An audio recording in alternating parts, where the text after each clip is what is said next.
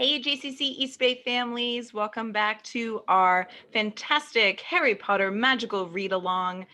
We are on chapter 13 of The Prisoner of Azkaban. If you're using the PDF, that is on page 183. And if you're using the book, we're on page 252. 252. Wow, big gap. As always, we're going to do a runoff of our characters, and we're gonna give extra kudos and props today since we have fewer staff that are gonna be reading many more roles. So that should be exciting to hear and see. So first and foremost, we have Lana as our narrator. We have Margot playing Ginny, Madam Hooch, Oliver Wood, Percy, Angelina Johnson, Cho Chang, and Neville. We have Rachel playing Hermione, Professor McGonagall, Lee Jordan, and Seamus Finnegan. We have Sam playing Ron, Fred, and George Weasley, Hagrid, and Malfoy. Oof. And I'm Miss Summer, and I'll be playing Harry Potter, Professor Lupin, Dean Thomas, and Sir Cadogan. And with that being said, Lana, take it away. All right, cool. Chapter 13. Gryffindor versus Ravenclaw. It looked like the end of Ron and Hermione's friendship. Each was so angry with the other that Harry couldn't see how they'd ever make up. Ron was enraged that Hermione had ever taken Crookshanks's attempts to eat Scabbers seriously, hadn't bothered to keep a close enough watch on him, and was still trying to pretend that Crookshanks was innocent by suggesting that Ron look for Scabbers under all the boys' beds. Hermione, meanwhile, maintained fiercely that Ron had no proof that Crookshanks had eaten Scabbers, that the ginger hairs might have been there since Christmas, and that Ron had been prejudiced against her cat ever since Crookshanks had landed on Ron's head in the magical menagerie.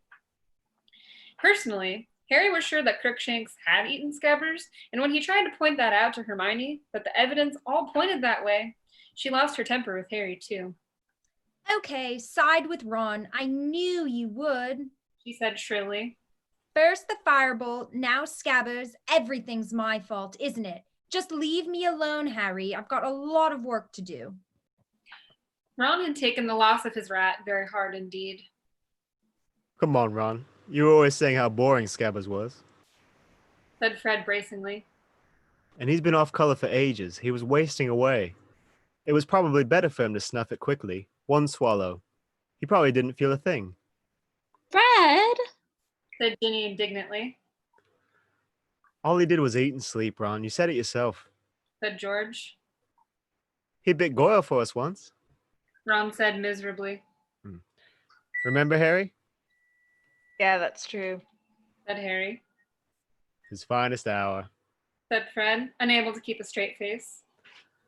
Let the scar on Goyle's finger stand as a lasting tribute to his memory. Oh, come on, Ron. Get yourself down to Hogsmeade and buy a new rat. What's the point of moaning?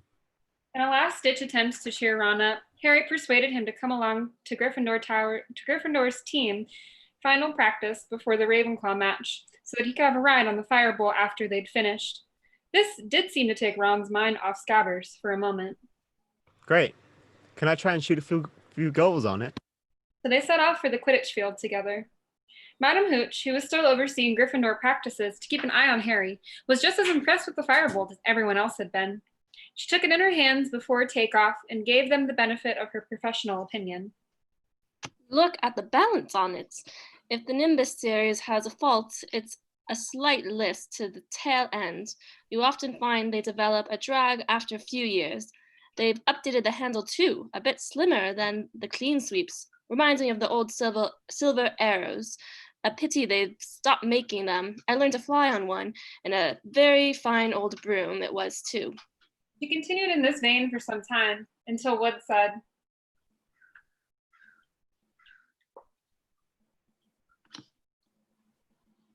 "Oh, Madam Hooch, is it okay if Harry has the firebolts back? We need to practice." "Oh, right, here you are then, Potter," said Madam Hooch. "I'll sit over here with Weasley." She and Ron left the field to sit in the stadium, and the Gryffindor team gathered around Wood for his final instructions for tomorrow's match. "Harry, I found out who Ravenclaw is playing at Seeker. It's Cho Chang. She's a 4th year and she's pretty good. I really hoped she wouldn't be fit. She's had some problems with injuries. Wood scowled. His displeasure that Cho Chang had made a full recovery, then said, On the other hand, she rides a Comet 260, which is going to look like a joke next to the Firebolt. He gave Harry's broom a look of fervent admiration, then said, Okay, everyone, let's go. And at long last, Harry mounted his firebolt and kicked off from the ground. It was better than he'd ever dreamed. The firebolt turned with the lightest touch. It seemed to obey his thoughts rather than his grip. It sped across the field at such a speed that the stadium turned into a green and gray blur. Harry turned it so sharply that Alicia Spinnet screamed, and when he went into a perfectly controlled dive, brushing the grassy field with his toes before rising 30, 40, 50 feet into the air again. Harry, I'm letting the snitch out, Wood called. Harry turned and raced a bludger toward the goalposts. He outstripped it easily, saw the snitch dart out from behind Wood, and within 10 seconds had caught it tightly in his hand. The team cheered madly. Harry let the snitch go again, gave it a minute's head start, then tore after it, weaving in and out of the others. He spotted it lurking near Katie Bell's knee, looped her easily, and caught it again. It was the best practice ever. The team, inspired by the presence of the firebolt in their midst, performed their best moves faultlessly, and by the time they hit the ground again, Wood didn't have a single criticism to make, which, as George Weasley pointed out, was a first. I can't see what's going to stop us tomorrow, said Wood. Not unless... Harry, you've sorted out your Dementor problem, haven't you? Yeah, said Harry, thinking of his feeble Patronus and wishing it were stronger. The Dementors won't turn up again, Oliver. Dumbledore'd go ballistic, said Fred confidently. Well, let's hope not, said Wood. Anyway, good work, everyone. Let's get back to the tower. Turn in early. I'm staying up for a bit. Ron wants to go in the firebolt. Harry told Wood, and while the rest of the team headed off to the locker rooms, Harry strode over to Ron, who vaulted the barrier to the stands to come and meet him. Madame Hooch had fallen asleep in her seat. Here you go, said Harry, handing Ron the firebolt. Ron, an expression of ecstasy on his face, mounted the broom and zoomed off into the gathering darkness, while Harry walked around the edge of the field watching him. Night had fallen before Madame Hooch awoke with a start, told Harry and Ron off for not waking her, and insisted that they go back to the castle. Harry shouldered the firebolt, and he and Ron walked out of the shadowy stadium, discussing the firebolt's superbly smooth action, its phenomenal acceleration, and its pinpoint turning. They were halfway toward the castle when Harry, glancing to his left, saw something that made his heart turn over, a pair of eyes gleaming out of the darkness. Harry stopped dead, his heart banging in his ribs. What's the matter? said Ron. Harry pointed. Ron pulled out his wand and muttered,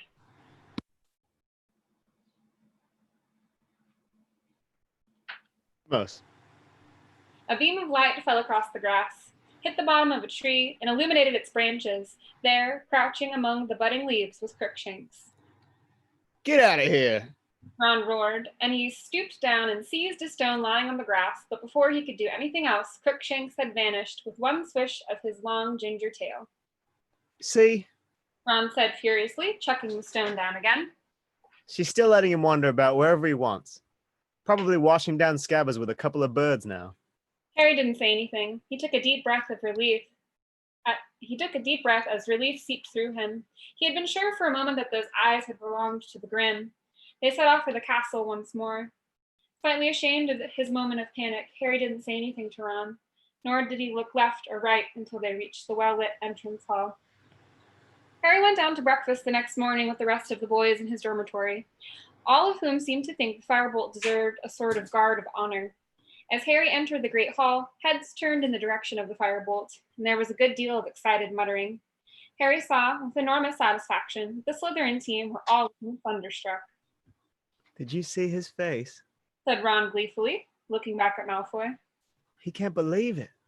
This is brilliant. Wood, too, was basking in the reflected glory of the firebolt. Put it here, Harry, he said, laying the broom in the middle of the table and carefully turning it so that its name faced upward. People from Ravenclaw and Hufflepuff tables were soon coming over to look. Cedric Diggory came over to congratulate Harry on having acquired such a superb replacement for his Nimbus, and Percy's Ravenclaw girlfriend, Penelope Clearwater, asked if she could actually hold the firebolt. No, no, Penny, no sabotage, said Percy heartily as she examined the firebolt closely. Penelope and I have got a bet on, he told the team. 10 galleons on the outcome of the match. Penelope put the firebolt down again, thanked Harry, and went back to her table. Harry, make sure you win, said Percy in an urgent whisper. I haven't got 10 galleons. Yes, I'm coming, Penny. And he bustled off to join her in a piece of toast. Sure you can manage that broom, Potter? said a cold, drawling voice. Draco Malfoy had arrived for a closer look, Crabbe and Goyle right behind him. Yeah, reckon so, said Harry casually. Got plenty of special features, hasn't it? said Malfoy, eyes glittering maliciously. Shame it doesn't come with a parachute, in case you get too near a Dementor. Crabbe and Goyle snickered. Pity you can't attach an extra arm to yours, Malfoy. Then you could catch the snitch for you. The Gryffindor team laughed loudly. Malfoy's pale eyes narrowed and he stalked away. They watched him rejoin the rest of the Slytherin team, who put their heads together, no doubt asking Malfoy whether Harry's broom was really a firebolt. A quarter at 11, the Gryffindor team set off for the locker rooms. The weather couldn't have been more different from their match against Hufflepuff. It was clear. A cool day with a very light breeze. There would be no visibility problems this time. And Harry, though nervous, was starting to feel the excitement only a Quidditch match could bring.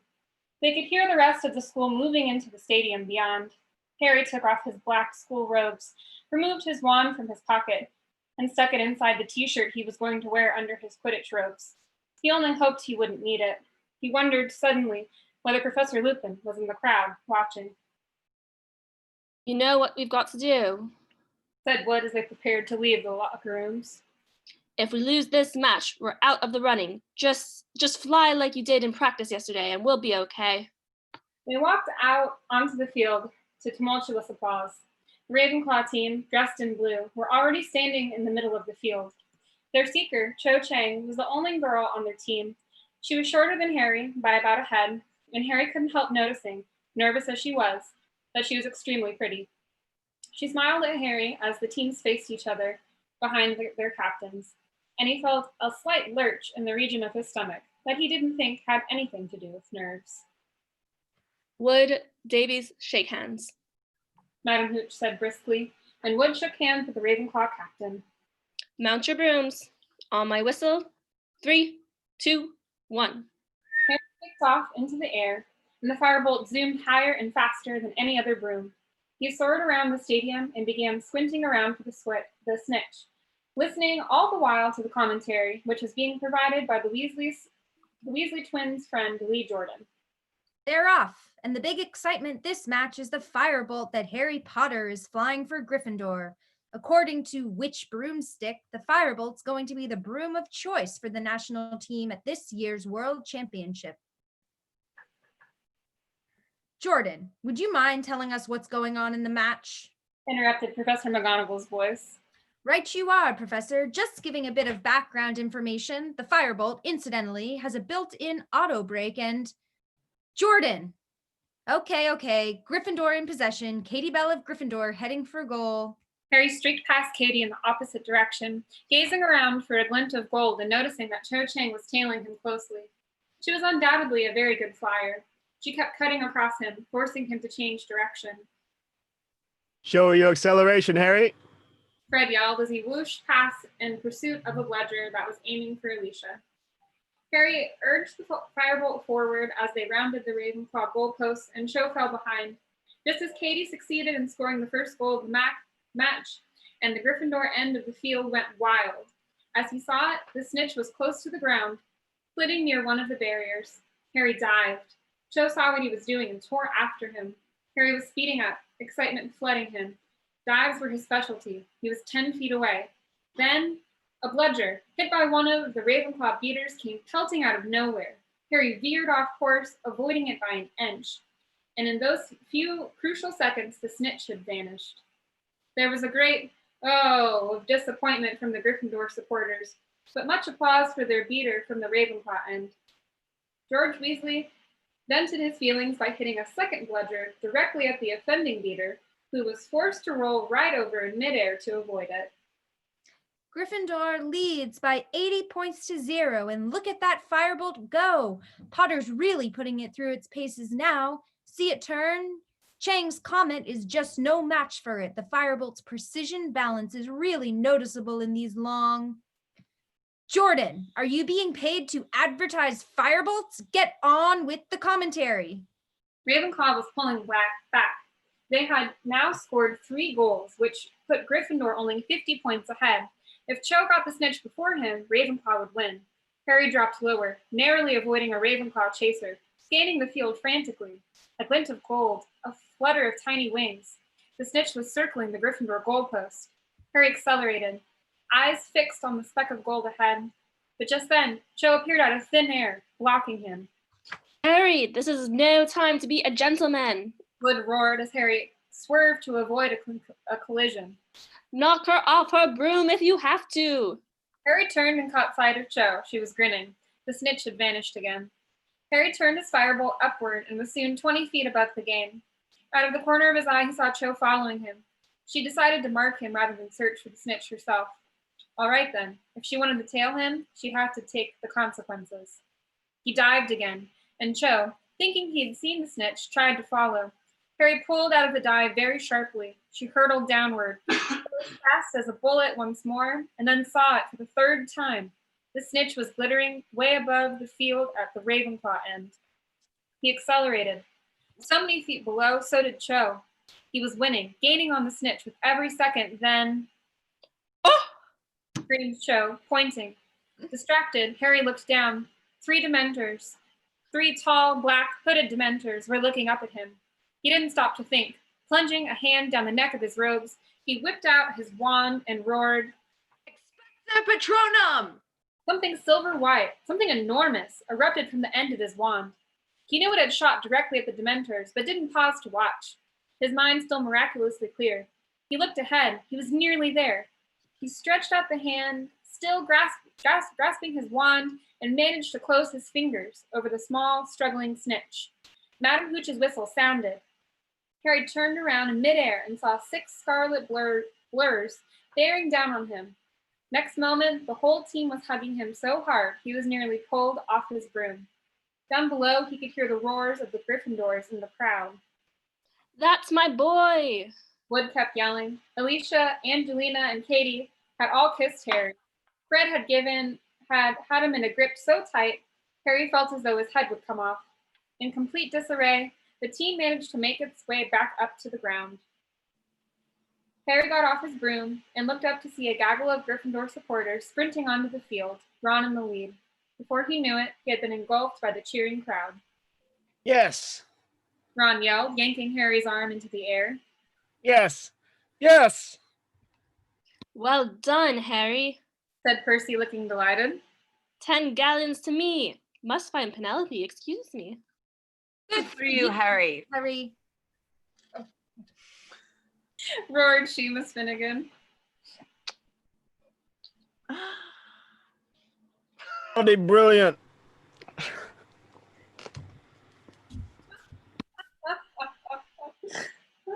That was, Moved Hagrid over the heads of milling Gryffindors. oh my God. That was quite some Patronus. Said a voice in Harry's ear. Harry turned around to see Professor Lupin, who looked both shaken and pleased. The Dementors didn't affect me at all. Harry said excitedly. I didn't feel a thing. That would be because they weren't Dementors. Said Professor Lupin. Come and see. He led Harry out of the crowd until they were able to see the edge of the field. You gave Mr. Malfoy quite a fright, said Lupin. Harry stared. Lying in a crumbled heap on the ground were Malfoy, Crabbe, Goyle, and Marcus Flint, the Slytherin team captain, all struggling to remove themselves from long black hooded robes. It looked as though Malfoy had been standing on Goyle's shoulders. Standing over them, with an expression of utmost fury on her face, was Professor McGonagall. An unworthy trick. She was shouting. A low and cowardly attempt to sabotage the Gryffindor Seeker. Detention for all of you, and 50 points from Slytherin. I shall be speaking to Professor Dumbledore about this, make no mistake. Ah, here he comes now. If anything could have set the seal on Gryffindor's victory, it was this. Ron, who had fought his way through to Harry's side, doubled up with laughter as they watched Malfoy fight to extricate himself from the robe, Goyle's head still stuck inside it. Come on, Harry. Said George, fighting his way over. Party. Gryffindor common room. Now. Right. Said Harry, and feeling happier than he had in ages, he and the rest of the team led the way, still in their scarlet robes, out of the stadium and back up to the castle. It felt as though they had already won the Quidditch Cup. The party went on all day and well into the night. Fred and George Weasley disappeared for a couple hours and returned with armfuls of butterbeer, pumpkin fizz, and several bags full of honeydew sweets. How did you do that?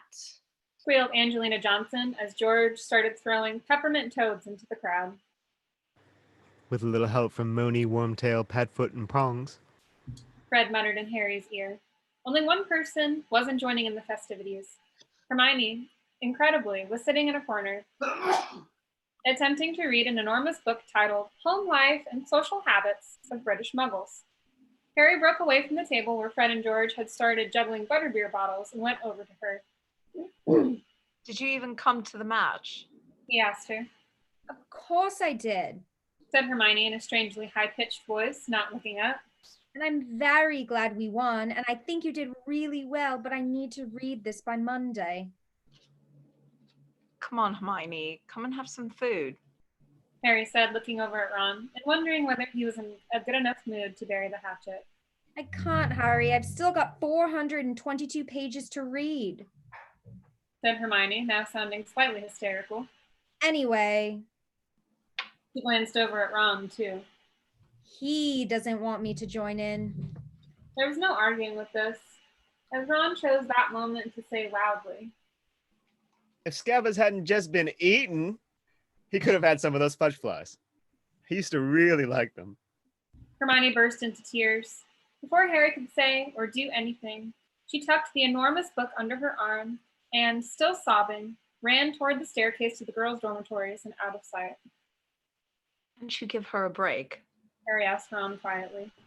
No. Said Ron flatly. If she just acted like she was sorry. But she'll never admit she's wrong, Hermione. She's still acting like Scabbers has gone on vacation or something. The Gryffindor party ended only when Professor McGonagall turned up in her tartan dressing gown and hairnet at 1 a.m. to insist they all go to bed. Harry and Ron climbed the stairs to their dormitory, still discussing the match.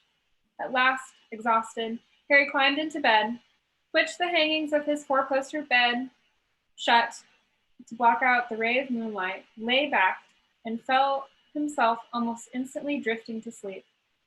He had a very strange dream. He was walking through a forest, his firebolt over his shoulder, following something silvery white. It was winding its way through the trees ahead, and he could only catch glimpses of it between the leaves. Anxious to catch up with it, he sped up, but as he moved faster, so did his quarry. Harry broke into a run, and ahead he heard hooves gathering speed. Now he was running flat out, and ahead he could hear galloping. Then he turned the corner into the clearing and... Ah, no! Harry awoke suddenly as though he'd been hit in the face. Disoriented in total darkness, he fumbled with his hangings. He could hear movements around him, and Seamus Finnegan's voice from the other side of the room. What's going on? Harry thought he had heard the dormitory door slam. At last, finding a divide in his curtains, he ripped them back, and at the same moment, Dean Thomas lit his lamp. Ron was sitting up in bed, the hangings torn from one side, a look of utmost terror on his face. Black. Sirius Black, with a knife. What? Here, just now. Slash the curtains. It woke me up. You sure you weren't dreaming, Ron? Said Dean. Look at the curtains. I tell you, he was here. They all scrambled out of bed. Harry reached the dormitory door first, and they sprinted back down the staircase. Doors opened behind them, and sleepy voices called after them. Who shouted? What are you doing? The common room was lit with the glow of the dying fire, still littered with the debris from the party. It was deserted. Are you sure you weren't dreaming, Ron? I'm telling you, I saw him. What's all that noise? Professor McGonagall told us to go to bed. A few of the girls had come down their staircase, pulling on dressing gowns and yawning. Boys, too, were reappearing, Excellent. Are we carrying on? said Fred Weasley brightly. Everyone, back upstairs. Said Percy, hurrying into the common room and pinning his head boy badge to his pajamas as he spoke. Yes. Sirius Black. Said Ron faintly. In our dormitory with a knife. He woke me up. The common room went very still, Nonsense. said Percy, looking startled. You had too much to eat, Ron. Had a nightmare. I'm telling you. Now really, enough's enough. Professor McGonagall was back. She slammed the portrait behind her as she entered the common room and stared furiously around. I am delighted that Gryffindor won the match, but this is getting ridiculous. Percy, I expected better of you. I certainly didn't authorize this, Professor. Said Percy, puffing himself up indignantly. I was just telling them all to get back to bed. My brother Ron here had a nightmare. It wasn't a nightmare. Ron yelled. Professor, I woke up and Sirius Black was standing over me holding a knife. Professor McGonagall stared at him. Don't be ridiculous, Weasley. How could he possibly have gotten through the portrait hole? Ask him. Said Ron, pointing a shaking finger at the back of Sir Cadogan's picture. Ask him if he saw... Glaring suspiciously at Ron, Professor McGonagall pushed the portrait back open and went outside. The whole common room listened with bated breath. Sir Cadogan, did you just let a man enter Gryffindor Tower? Certainly, good lady, cried Sir Cadogan. There was a stunned silence, both inside and outside the common room. You did? Said Professor McGonagall. But the password. He had 'em. Said Sir Cadogan proudly. Had the whole weeks, my lady. Read 'em off a little piece of paper. Professor McGonagall pulled herself back through the portrait hole to face the stunned crowd. She was white as chalk. Which person? She said, her voice shaking. Which abysmally foolish person wrote down this week's passwords and left them lying around?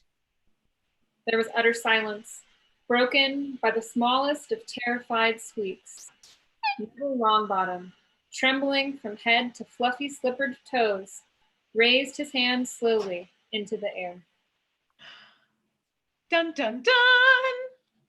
And that is Chapter 13. Please join us next time for Chapter 14 of Prisoner of Azkaban. We will be resuming on Monday for our magical Muggle Monday read-along. We hope you've had a wonderful week and have a great weekend to come, and we'll see you later. Thanks, everyone.